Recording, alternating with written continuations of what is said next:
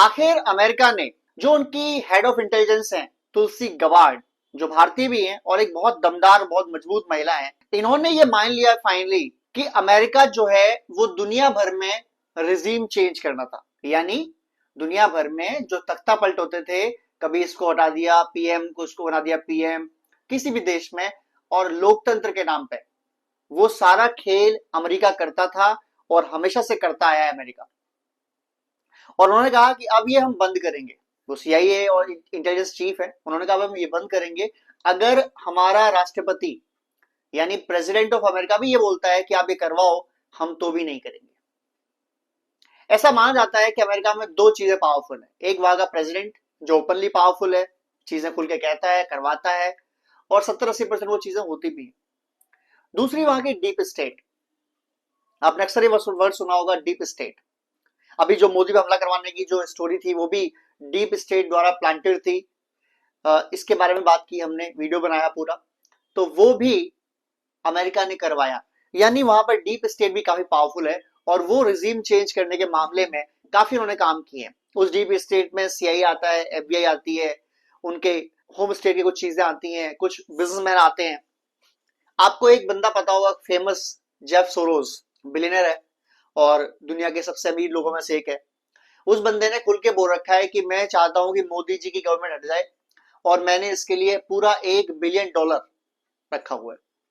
यानी मैं लगा दूंगा अगर मोदी जी की गवर्नमेंट हटाने की कोई गुंजाइश मुझे नजर आती है, यानी कोई भी ऐसा होता है जो मोदी जी का रिजीम चेंज कर दे, तख्ता पलट कर दे, तो मैं कर दूंगा। ये उन्होंने खुल के कह रखा है और काफी साल से कह रखा है।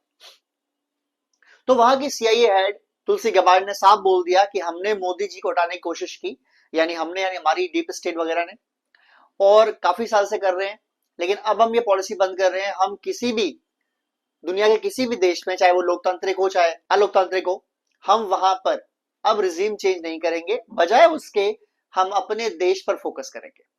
क्योंकि रिजीम चेंज करने से हमें अक्सर घाटा हुआ है। एक तो हमने बहुत पैसा खर्च किया इसके ऊपर, तकरीबन तकरीबन उन्होंने बताया तकरीबन तकरीबन $8 ट्रिलियन। सही सुना आपने, $8 ट्रिलियन हमने खर्च कर दिए दुनिया भर में रिजीम चेंज करने के लिए, तख्ता पलट करने के लिए, या उसके लिए हमले करने के लिए, और बदले में हमें कुछ नहीं मिला। एक, हम बहुत सारे देशों की नजर में बुरे हो चुके हैं। दूसरा, हमें जो प्रॉफिट मिलने चाहिए थे हमें प्रॉफिट नहीं मिले। हमने बस अपनी खुद की सेल्फ सेटिस्फेक्शन के लिए ये सब करवाया, और हाँ कुछ हमने फायदे उठा लिए तत्कालिक, मतलब उस टाइम कुछ फायदे उठा लिए गए, बाद में ऐसा कुछ नहीं हुआ। एग्जाम्पल देना चाहूंगा अगर मैं, तो ईरान के अंदर 1950 के दशक में इन्होंने वहां के प्रधानमंत्री को हटाया, राजा बनवाया, राजा के खिलाफ फिर एक पूरी मुहिम हुई, और जैसे वो जो अब बन गए हैं पूरे एक आधे आतंकवादी आधे पढ़े लिखे, ये सब के पीछे अमेरिका है। ना वहां पर ये दखलंदाजी करते, ना वहां तख्ता पलट करते, और ना ये चीज होती।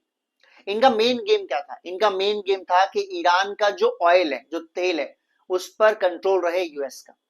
और एक्चुअली यूएस का कंट्रोल जो चाहते हैं लगभग हर जगह जहां तेल भंडार है वहां चाहते हैं।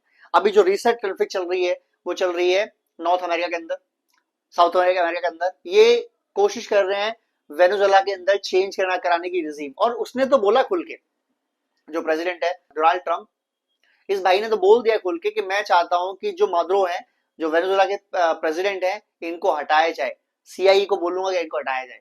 उसी के जवाब में उन्होंने तुलसी गबार्ड ने बोला कि हमने बहुत सह लिया है और हमने बहुत ही करके देख लिया है कि तख्ता पलट कर दो, उस देश की सत्ता चेंज कर दो, उस जगह रिजीम चेंज करा दो, और इससे कुछ फायदे हमें मिल सकते हैं थोड़े टाइम के लिए, लेकिन अल्टीमेटली हमारा बहुत नुकसान हुआ है और अब हम ये नहीं करने वाले हैं, भले हमारा प्रेसिडेंट बोलता है। ठीक है, तो ये बात यहाँ पर आती है। उसके बाद अगर देखा जाए तो अफगानिस्तान में, यहाँ पर ये लोग आए, इन्होंने हमला किए, लड़ाई करी। इराक में ये लोग गए, वहां इन्होंने सद्दाम हुसैन को मारा। रीजन क्या था? पूरी कहानी बोलते रहते हैं कि वहां बॉम्ब था, बॉम्ब था, बॉम्ब था। बॉम्ब किसी को मिला? आज तक नहीं मिला ना, क्योंकि बॉम्ब था ही नहीं।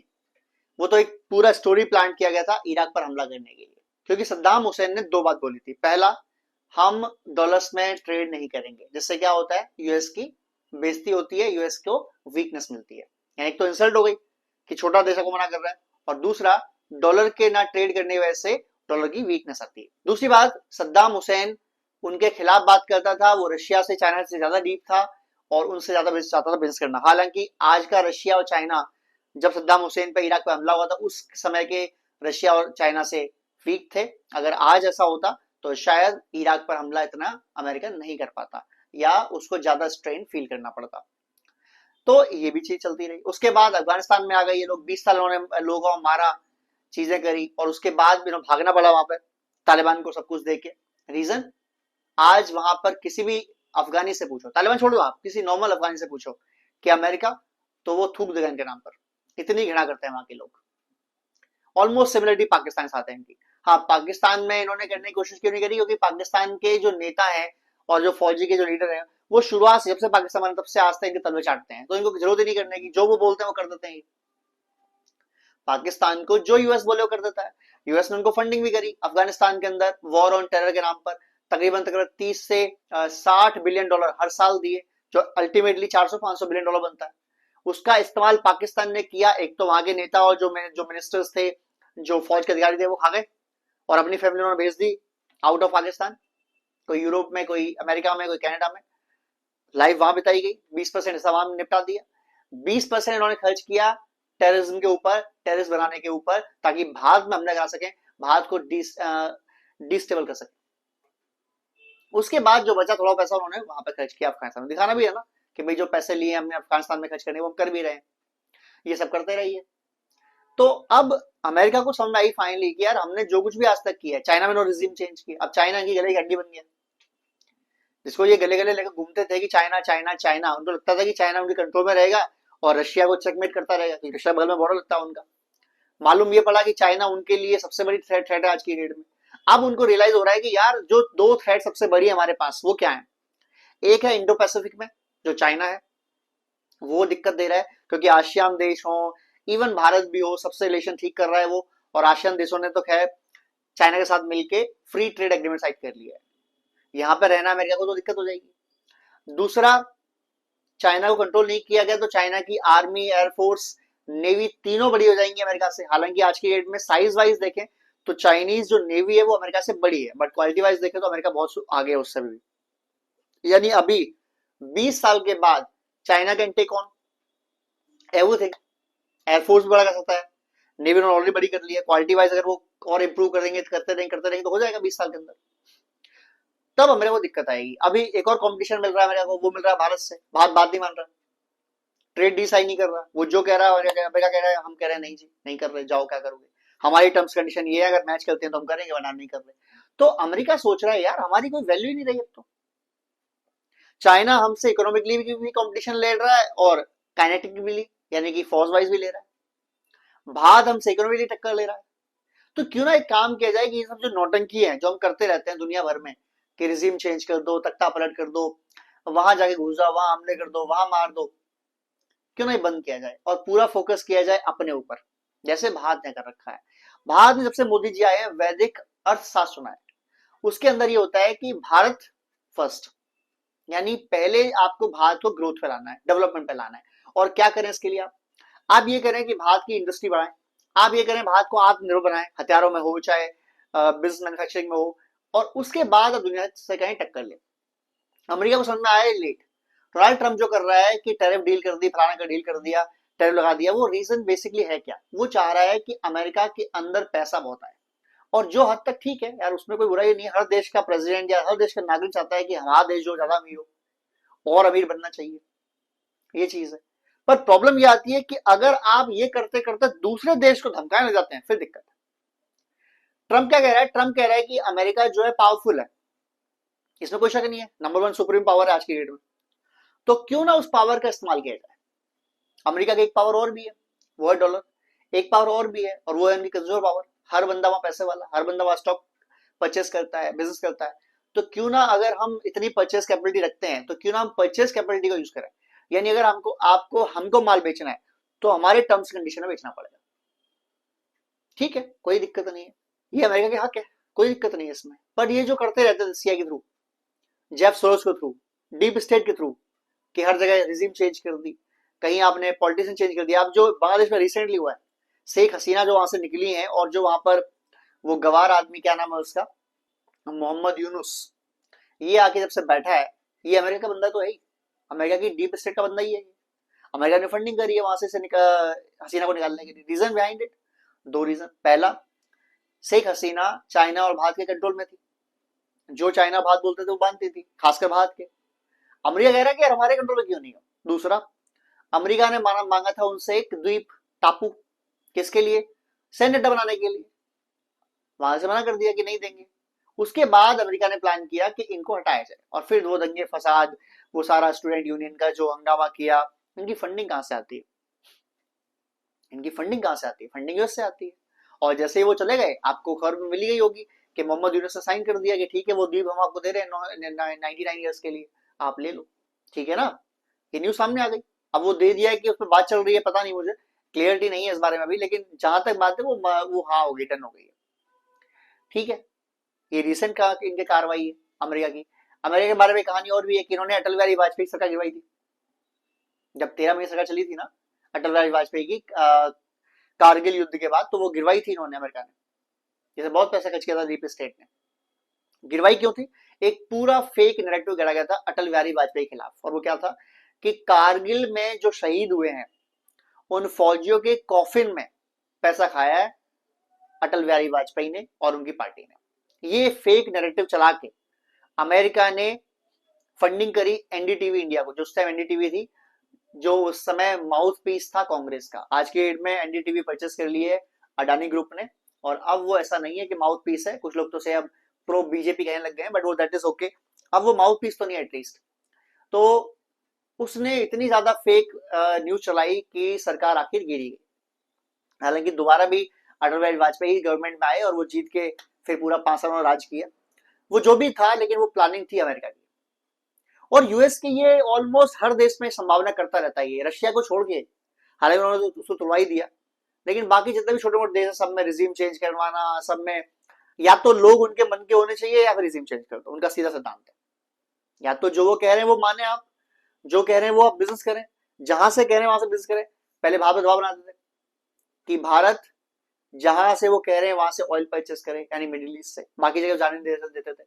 हम लोग कहीं गए भी नहीं, देखा भी जाए तो रशिया से हमने तेल कभी लिया ही नहीं, इससे पहले वेनेजुएला तक हम पहुंचे ही नहीं, अमेरिका से हम लेते नहीं थे, तो हमारे पास बचता भी मिडिल ईस्ट था। रिलेशन में हमारे ठीक है सऊदी अरब से, ईरान से, इराक से, कुवैत से, कतर से, तो हम ठीक है इनसे ही परचेस करते थे। बट अमेरिका चाहता था कि हम इसे परचेस करें और डॉलर्स में बिजनेस करें। एक तो यहीं से परचेस करें और दूसरा डॉलर से बिजनेस करें, यानी जहां उनका चलता है, जहां उनकी मर्जी चलती है, जहां की कंपनीज में उनके स्टेक्स हैं, वहां से आप ऑयल परचेस करो और डॉलर में परचेस करो, तो पैसे भी आएंगे और डॉलर भी मजबूत होगा। ये दो कहानी हमेशा चली आएगी अमेरिका की, इस पर पूरा कहानी चली।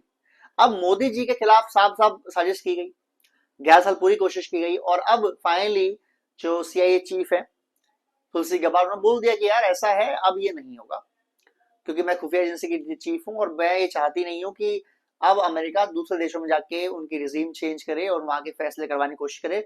उससे एक तो अराजकता फैलती है, दूसरा वो देश कभी तरक्की नहीं कर पाता। आपने भारत में देखा होगा यार, भारत में 5-5 साल पीएम रहने वाले अटल बिहारी वाजपेयी से पहले, तकरीबन मैं कह रहा हूं आपको 2001 से लेकर ये 1999 से लेकर जब तक वो पीएम थर्ड टाइम नहीं बने थे वाजपेयी साहब, लगभग 10 साल में 5 से 6 पीएम चेंज हुए थे भारत में। 10 साल में 5 से 6 पीएम चेंज, कोई 1 साल को आ रहा है, कोई 1.5 साल को आ रहा है, कोई 6 महीने को आ रहा है। वो समझ ही नहीं आ रहा है कि वो राज कर रहे हैं कि वो बिजनेस समझ रहे हैं कि क्या कर रहे हैं। अब स्टेबिलिटी से फायदा क्या होता है कि जब एक ही लीडर होता है, एक ही गवर्नमेंट की स्ट्रक्चर होता है, तो उनकी सोच काफी हद तक कामयाब होती है, ठीक होती है कि यार हमको ये काम करना है। मोदी जी पिछले 13 साल से राज कर रहे हैं, 11 साल को हो गए यहाँ पर, उससे पहले 13 साल मुख्यमंत्री थे, तो उनको राज करना भी आता है। और 11 साल जब वो पीएम है, उनको एक अच्छे से पता है कि मेरी सोच क्या है भारत को कहां ले जाने की। वो सोच पे डिपेंड करेगा भारत में पहुंचेगा कि नहीं पहुंचेगा, पर वो सोच रुकेगी नहीं, because same PM, same home minister, same defence minister, same foreign minister, ये जब सब सेम है तो उनकी सोच भी सेम है, बातचीत भी सेम है, तरीके भी सेम है, और उनको पता है हमें कहां जाना है। और इसीलिए नॉन स्टेप जो तरक्की पर जा रहा है भारत, वो इसी वजह से जा पा रहा है क्योंकि हमको पता है हमें क्या करना है। स्टेबल गवर्नमेंट होने से ये फायदा होता है कि आपको पता लग जाता है कि आपने जाना कहां पर है। अगर अमेरिका अब ये रोक देता है फाइनली, बिकॉज उनको मालूम पड़ गया कि उनको इंडो पैसिफिक मानना है, जिसके लिए उनको भारत चाहिए, क्योंकि अगर चाइना कोई कंट्रोल कर सकता है तो वो भारत है। और आपने भारत को टैरिफ के नाम पर चाइना करीब भेज दिया, उससे आपको दिक्कत हो गई। चाइना अकेला ही आपके दिक्कत बहुत था, अब भारत जुड़ गया तो और दिक्कत बढ़ गई। रशिया के साथ आपके साथ तो कभी आएगा नहीं और कभी था भी नहीं। तो तीन ऐसे देश जो दुनिया के सबसे बड़े देशों में से हैं, सबसे पावरफुल देशों में से हैं, सबसे इकोनॉमिक पावरफुल देशों में से, आप उनसे पंगे ले लो डायरेक्ट, तो आपको तो बर्बाद होना ही है। आज नहीं होगे तो 10 साल बाद हो जाओगे। तो अमेरिका यार, they want to take you turn. वो कहते हैं भारत को लाओ यार, बिना भारत के we can not control China, we can not control Indo Pacific. और फ्री ट्रेड एग्रीमेंट नहीं अगर हो सकता तो एटलीस्ट 10-12% 15% पे एग्री कराओ भारत को, ताकि हमारी जान छूटे यार।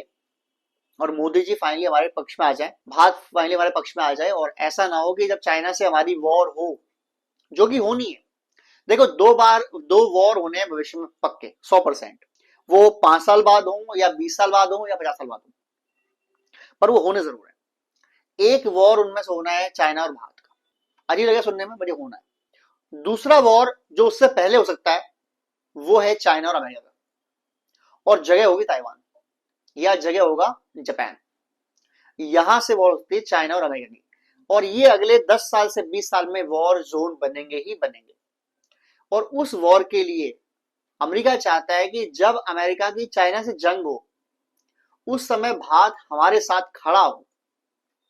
हम भारत वॉर कर रहा हो ना कर रहा हो पता नहीं, बट भारत हमारे साथ खड़ा हो। इसके कुछ आपको मैं स्टेप बता देता हूं। पहला, अमेरिका ने भारत से अपनी जो ट्रेड डील तो फाइनल नहीं की है, वो चल रही है बातचीत, बट डिफेंस डील उन्होंने फाइनल कर ली कि 2025 से 2035 तक 10 साल के लिए हम अपनी डिफेंस पार्टनरशिप को बढ़ाते हैं और इसे ब्रॉड करेंगे। रीजन, ताकि उन्हें इस एरिया में सपोर्ट मिल सके जब वो फाइट करें, लड़ाई करें उस टाइम। दूसरा, वो हर हथियार चाहते हैं बेचना भारत को। एक, उससे दोनों की आर्मी या एयरफोर्स या नेवी की जो इक्विपमेंट सेम होंगे तो उनकी जो समन्वय तो होगी वो बढ़िया होगी। दूसरा, डिपेंडेंसी बढ़ेगी भारत की यूएस के ऊपर, तो एटलीस्ट वो भारत खिलाफ नहीं खड़ा होगा। अगर साथ भी नहीं लड़ा तो साथ में खिलाफ भी खड़ा होगा, वो भी काफी है अमेरिका के लिए। अब देखना ये है कि भारत और चाइना पहले लड़ लेते हैं या अमेरिका चाइना लड़ लेते हैं और भारत का नंबर नहीं आता लड़ने का, ये देखने वाली बात होगी।